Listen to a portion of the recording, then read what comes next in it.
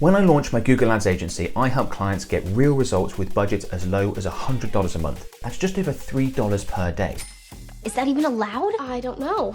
The truth is you can succeed with Google Ads with a small budget, and in this video I'm going to show you exactly how to make that work. So let's start by defining what a small Google Ads budget actually is. And I should quickly say that before I give you the numbers that I'm about to give you, when I've given these in the past, I've had quite a lot of pushback from people being surprised at what I would classify as a small budget, people feeling like it's a criticism. It's absolutely not. I've been there. I started my business with no money. I spent the money that I had on ad campaigns, and it was really tiny amounts, and it meant the world to me. So I totally get it. It's not a criticism if you're operating with a small budget. It's just that I've been in this industry for 15 plus years. I've run ad campaigns for companies that are spending $100 a month all the way up to multiple millions a month. So I feel like I have a very good feel for what a small budget actually is. Just wanted to quickly get that out the way to begin with. So I would classify a small Google Ads budget as anything under $3,000 per month, so $100 per day or less. And I'd have another category beneath that, which I would call a tiny Google Ads budget, which is anything under $600 per month, so about $20 per day or less. Like I said, no criticism if you're operating with those budgets. I absolutely started there. Most businesses do. It's just where you're at, and I wanted to make that clear. And you can succeed with a small budget. You can succeed with a tiny budget. Now, of course, the results that you generate, so the customers you acquire, the leads you generate, the sales you generate, they are going to be limited in volume because you're only spending a certain amount. There's only so much you can realistically expect in terms of customers acquired, leads acquired, sales acquired, things like that. But the purpose of operating with a small budget, tiny budget, it might just be all you have to spend, in which case that's fine. But even for businesses that have more disposable cash, I'd normally recommend starting there when it comes to their Google Ads, because you can test, you can experiment without it costing too much. You can learn what works. You can get your campaigns to the point where they are profitable, and then you can look to scale them. You can always scale from profitability, because if the campaigns are nicely profitable, they're bringing you more money than you're spending on them. So it's very easy to scale from that point and grow and acquire more customers and get even better results, right? So it's absolutely fine to start small. I often recommend businesses start there, whether they have to or not, and then look to scale.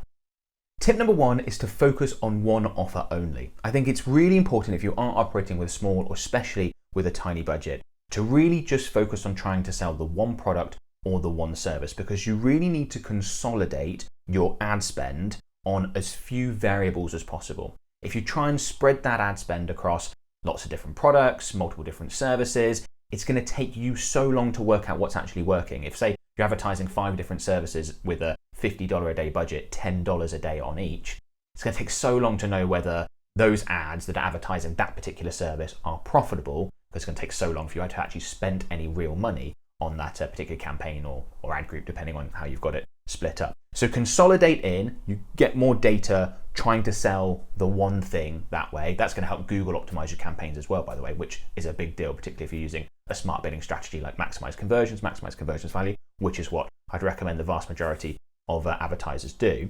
So what I'd recommend you do when you're trying to work out, okay, I'm just going to advertise the one thing to start with, which product or service should I sell? I'd go with your best sellers. If you've been advertising elsewhere, you've been in business a while, you have the data to know which sells the best, which products, which services sell the best, try and sell those first, because those are likely to be your best sellers on Google as well. Now, if you don't have historic data, you don't have information on what your best sellers are, let's say you're a relatively new business, for example, what I'd recommend you start with in that instance are the products or services that you make the most money on. So either the ones with the highest margins or just the ones that you charge more for. Because when you think about the sort of unit economics of advertising on Google, let's say you want to generate a 5x return on ad spend in order for you to consider your campaign to be successful. It's much easier to sell a $500 thing and it costs you $100 in ad spend, which would give you that 5x, than it is to sell a $50 thing and acquire customers for $10 each. Like, that's really hard to do. So where you have a decision to make, go with the higher value, the more expensive things, the things you make more money on. That's going to make it much easier for you to get a return, a good return on your ad spend, which is then going to help you scale and spend more on your Google Ads and improve your results and acquire lots of customers, which is probably what you want to do. Once you've got that to work, once you've got that one product or service that you're advertising to perform well, you can always look to expand to others. You will want to scale your budget as you do so, because you're going to want to give each new, say, product range or new service some proper budget to be able to test, for you to be able to learn, for Google to be able to learn. But whilst you've got a small budget, keep it nice and tight and just go with that one option to begin with, usually the best way to go. Number 2 is to be patient and then ruthless. I'll explain what I mean. So one of the most common questions I get asked is, how long should I run a Google ad for before I assess the results, decide whether or not it's working? And they want me to give a time-based answer. Most people, when they ask that question, they want me to say, oh, it's 3 days or it's 7 days or something like that. But that's not the right answer because it doesn't depend on time. It depends on conversion volume and the results you're seeing. So I'll give you some extreme examples to help demonstrate this point, so hopefully you understand it. If you are running Google ad campaigns for a business that is generating 2,000 conversions a day, and let's say you create a new image ad that's going to be used on the display network, and you want to assess how well it performs, you might know how well that ad is performing within a couple of hours because you're generating 2,000 conversions a day. So you'll have a benchmark of what your cost per conversion typically is. And when you test a new image ad, you'll be able to see how does this perform against our benchmark really, really quickly. So assuming Google gives it some ad spend, you'll know, oh, okay, it's way over our benchmark or it's under, it's a good ad, it's a bad ad, turn it off, scale it, etc., right? Whereas on the other hand, if you have a business that's generating 5 conversions a week, and plenty of service-based businesses advertising on Google, particularly with small budgets, well, it's going to take you a lot longer to find out whether that ad is performing well or not. It might take you weeks, it might even take you months to know, particularly if when you look at the results, they're close to your benchmark. If after a few conversions generated, you are way off in terms of what your benchmark is, well, you can make a call earlier. If you're 20% more, that's when things typically take longer. So you're looking at those two things. You're looking at conversion volume and you're looking at how far off your target or your benchmark you are in order to make decisions. So one recommendation that I feel very strongly about is to use a statistical significance calculator, free online tool, give it a Google, and you can enter in your numbers and say, here's the results, here's my target, here's my benchmark, or here's the control. How are we performing here against that? Is this ad doing well? Is it doing poorly? Or have we just not got enough data yet? And that's where a statistical significance calculator is really valuable, is it'll tell you if you haven't got enough data yet. And I see so many Google advertisers make this mistake. They'll have created a new offer, for example, and they'll have generated 3 leads or 3 purchases. And they'll be like, oh, it doesn't look like it's performing very well. The cost per lead, the cost per sale is quite high. I'm like, you've only generated 3. It's just meaningless. Like if you get another couple of leads in the next hour, your numbers look fantastic in comparison to your benchmark. Like that's small numbers can be very misleading. A statistical significance calculator will help you avoid those issues. However, once you do have data, enough data that is statistically significant to be able to make a decision and go, right, this ad isn't performing as well, this offer isn't performing as well, these keywords aren't performing as well, you can absolutely go ahead and turn stuff off. Like you do not have the budget to wait. That's why you need to be patient initially and then ruthless, because you're being patient to gather in the data, but as soon as you have concrete answers, kill it. Turn it off, don't do it. Like I said, you don't have the budget to waste. You need to make sure that every dollar, every pound, whatever currency it is you're spending is going towards the parts of your Google ad campaigns that produce you the best results. Not just the ones that produce good results, but the best results. And I see advertisers, they go through some mental frameworks to try and justify leaving things. Oh yeah, but I really like delivering that service, or oh, we've got lots of stock of this product, or there's all sorts of reasons they come up with to leave something running that's underperforming. And if you've got a small budget, it's not what I'd recommend. Go ahead and turn those things off, and you'll almost certainly see better return on ad spend. Just like I said before with the previous point, you can always look to add those things in and add in other product ranges that you're advertising, or add back in other image ads that you think do a really nice job from a branding standpoint, as opposed to just direct conversions if they're underperforming on direct conversions. And you can do that once you've got profitable campaigns, you're generating positive cash flow, and then you can look to reinvest. Number 3 is to start with search or shopping campaigns. And the way you decide between those two is if you're an e-commerce business and go with shopping. If you're any other type of business, particularly if you're looking to generate leads, normally go with search. And the reason why I think Google advertisers should start there, and particularly if you're operating with a small budget, is because they both take advantage of intent. So there is search intent. Search ads, I'm sure you're familiar with them. You go into Google, you search for something, and then ads pop up that are relevant to your search. Shopping works very similarly. You go into Google, you search for a product or something similar to that, and you'll see those ads at the top of the page. Those are shopping ads in a carousel format. You've got an image, you might have the price on there, the title of the product. You can click through directly to that product page and go ahead and check it out. So I'm sure you're familiar with those campaign types. They both take advantage of intent. And I think when people are operating with smaller budgets and you want to absolutely make sure that the money that you're sending out, that you're giving to Google, is most likely to come back and with some, not just get that back, but make a profit, you're more likely to do that with intent-based advertising as opposed to the other parts of Google Ads, which are great and there's lots of reasons to use those, but they're not intent-based advertising. If you're advertising on the display network or a lot of what's within a Performance Max campaign, that is interruption advertising, a different thing. Can be very successful, absolutely something I'd recommend you add in later on, but not right at the beginning. Like we see Performance Max, for example, as the most powerful campaign type, the one that typically generates the best results for most advertisers, but it does require more data, more conversion data to work really well. And if you're operating with a small budget, you most likely generate less conversions. Once you scale, you can look to add in Performance Max. For now, it might not be the best way to go. So stick to search or shopping, depending on your business type for the time being. Once you get that to work, you can look to scale, incorporate other campaign types.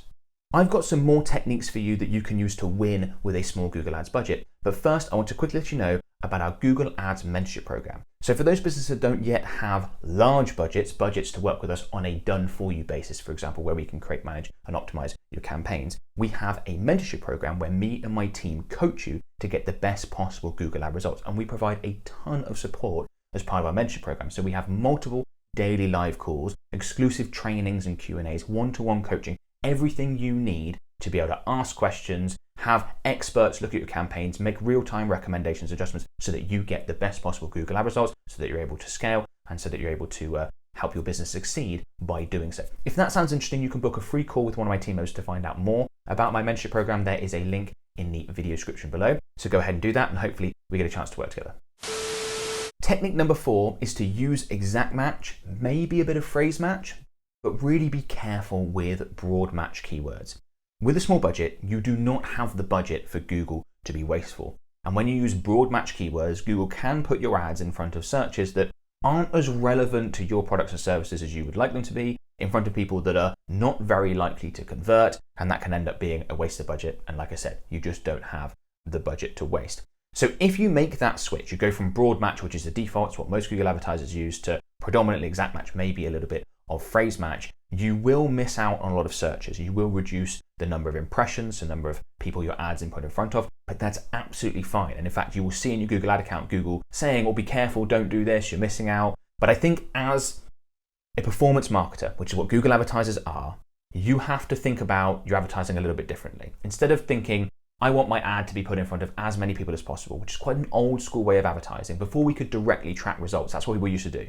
So for TV ads, newspaper ads, radio ads, it was all about how many people are listening to this? How many people can I get my ads in front of? It's different now. We can see the results that our campaigns and our ads are generating. So instead of trying to get our ads in front of as many people as possible, instead, we need to think about how can I spend money on advertising so that it gets the best possible return? That'll make my campaigns more profitable. That will allow me to reinvest.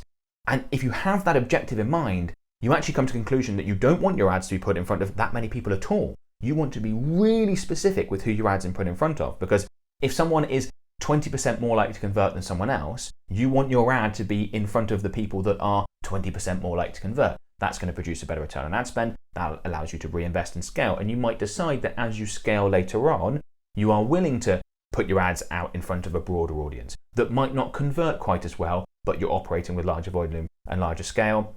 When you're in that small budget category, absolutely not. You need to be more specific. So I would go with exact match primarily or exclusively, maybe a bit of phrase match if you can. The one scenario where this is going to be difficult is if you have relatively low search volume already. Let's say you're a local business, there's just not that many people searching for the things that are relevant to your products and services. You might not be able to do that, but that's quite rare, to be perfectly honest, especially with businesses that are operating with small budgets where you're not looking to reach tons and tons of people. You're not able at this point yet to be able to do that. You can almost certainly make this change. I just wanted to quickly mention that in case you do make this change and you just find that your ads are getting no impressions and no clicks. Okay, you're going to have to go back and go with broader keyword match types, but for everyone else, give this a go. I think it'll be helpful.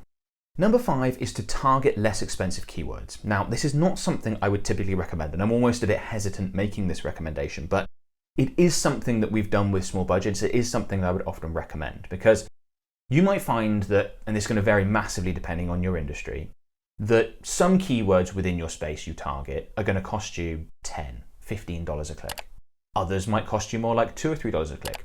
I know those numbers are going to be way off for certain industries. Lots of industries you're going to have way, way lower cost per click. In some, you're going to have significantly higher than that cost per click. It massively varies, right? But let's say you do fall within that sort of bracket I gave, or something similar, right? Where there is a big discrepancy between some keywords and others in terms of cost per click. If you're operating with a small budget, like let's say you're operating with something like $60 a day, if you're paying $15 a click, that's 4 clicks a day. It's going to be almost impossible for you and Google to optimize that campaign.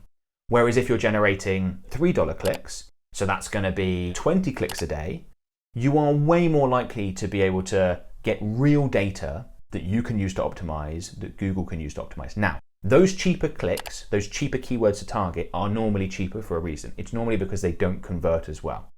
So you have to factor that in. You might test this and find that it doesn't work well for your business. It's less likely to be a problem if, in general, in your industry, your cost per clicks are lower because you're going to get more click volume, which gives more data, which allows all the processes I've talked about, optimization from both you and Google as well. But when you're going through, the keyword planner and you're planning your keywords you're going to target, I've got videos on how to produce a keyword list and all that sort of stuff, by the way. You can check out my channel for more info on that if you want.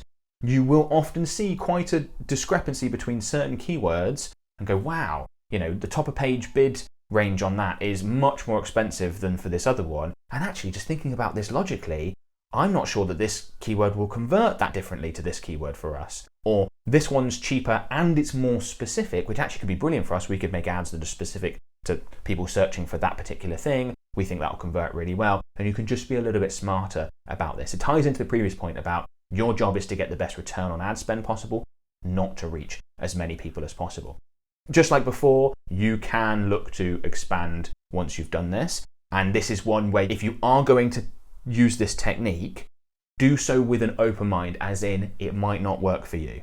Because you might, yes, we're generating a lot more clicks now, but these people aren't actually converting as well, or they are converting, but they spend a lot less with us. That's why these other keywords are more expensive, because the customers that come through based on searching for that stuff end up being worth more. So that doesn't always happen, but it sometimes happens. So you need to keep that in mind. And I'm talking here with a lot of nuance, and that's sometimes difficult in a video for you to be able to follow along and understand, okay, well, which option should I do? But I'm trying to give you the best information I can, as if I'm telling someone specifically in their business to do this. Like, yes, test this, but this is a test. It's not like some of the others where I'm like, just go ahead.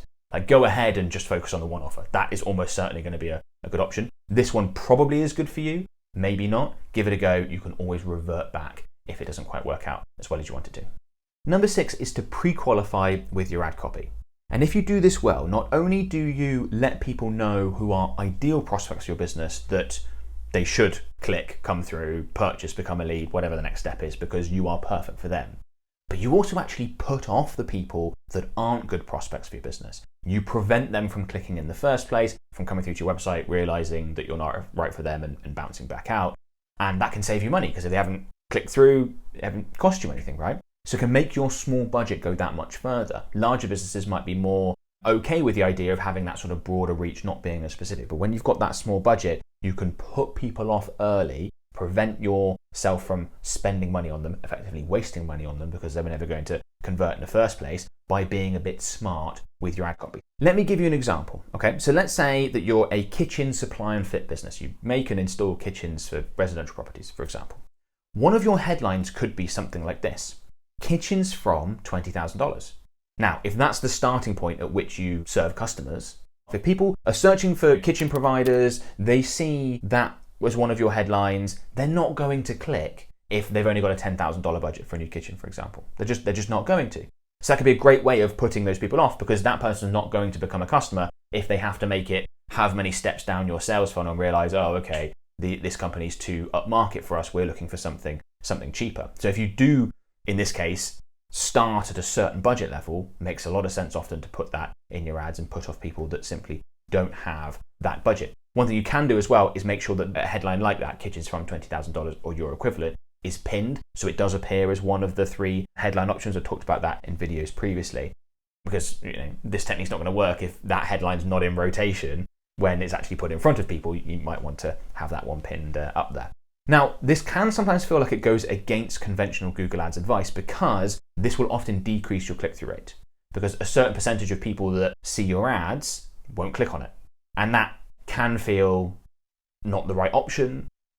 People often talk about improving your click-through rate, you'll get better Google ad performance, etc., and all things being equal, that is true. But this is a real example of where that cannot be the case, because you save budget by not having those people click, and you improve your conversion rate by not having those people click after they click from ad to lead or to sale, depending on your business, right? Put off people that can't afford you, save your sales team's time, all sorts of potential upsides. So just be aware of that. If you make a change like this, Google may make recommendations to try and convince you otherwise in the ad account, but that's not often the right way to go, particularly with small budgets. You can also do this in different ways, right? It doesn't have to just be about budget. You could do it around age. If you only work with certain people, if you're a physiotherapist and you only work with older people, you don't work with younger people with sports injuries, for example, like you can say stuff like that. You can be specific in your ad copy so that people know and therefore they don't click. You could do it based on location. If you only service a very specific area, you can make that really clear. So all sorts of ways that you can pre-qualify with ad copy to save the small budget that you've got and make sure every dollar, every pound, every whatever is spent as efficiently as possible. Number 7 is to scale when ready. Now, I'm a big fan of businesses scaling from a position of profitability. I don't like the idea that a business would be running Google ad campaigns, not seeing good results in terms of cost per conversion or return on ad spend, and deciding to scale because they think that will help improve their results. Almost never happens, right? The only time where I'd like you to scale if your results aren't good is simply if you've decided that you're willing to speed up the testing process. You don't think it's going to get you better results, but you go, you know what? We're going to speed up the testing process by spending more, we're going to learn faster, and we'll get better results over the long run. But what actually typically happens as you scale is your return on ad spend goes down because you go from advertising to those most keen people within your audience, those hyper-responsive prospects, and as you spend more, you're still advertising to them, but you're also advertising to the people that aren't quite as keen. And then as you scale further, it's people that are slightly less keen than them, and it goes on and on and on. Ad campaigns that operate at really large scale are not the ones that achieve insane return on ad spend numbers because of that reason. Now, that doesn't mean you shouldn't scale, because I would be willing, and I think you should be, to sacrifice some return on ad spend for a better overall number. So I'll give you an example. Would you rather spend $1,000 a month on Google Ads and generate $10,000 in revenue, so a 10x return on ad spend? Or would you rather spend $100,000 a month on Google Ads and generate $500,000 in revenue?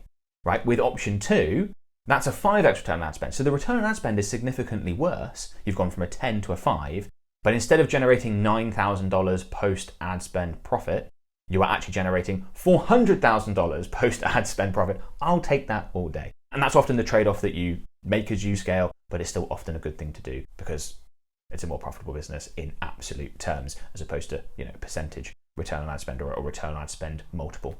If you know that your campaigns are profitable, there's very little reason to then hold back. You've done your testing, you've operated with a small budget, great. For every dollar we spend, we get a 4x return on ad spend. That's well above our break even. Great, let's do it. Let's go ahead and scale. And you can be quite aggressive with your campaigns as long as you continue to see good return on ad spend numbers, good cost per conversion numbers. And we've done that with so many clients, and they end up running into other issues that hold them back. Capacity, service-based, stock levels, all sorts of things that are external to the ad campaigns themselves. And that's a great place to be. You don't really want your advertising and your customer acquisition to be the limiting factor. It's better to maximize that out, do really well, and have other things effectively get in the way, which always do. Other problems come up in business, but they're better problems to have, and you'll be making more money whilst working on those problems as opposed to trying to work out how to get your Google Ads to work in the first place. Now, if you're operating with a small Google Ads budget, that probably means you are relatively new to Google Ads, in which case I'd strongly recommend you check out this video. Because in that video, I give you a full beginner's walkthrough of how to create a Google Ad campaign from scratch, showing you all the settings that you need to get right and go through the process and end up with an ad campaign that can deliver results. It's probably the most valuable video that I've ever created, so go ahead and give it a watch.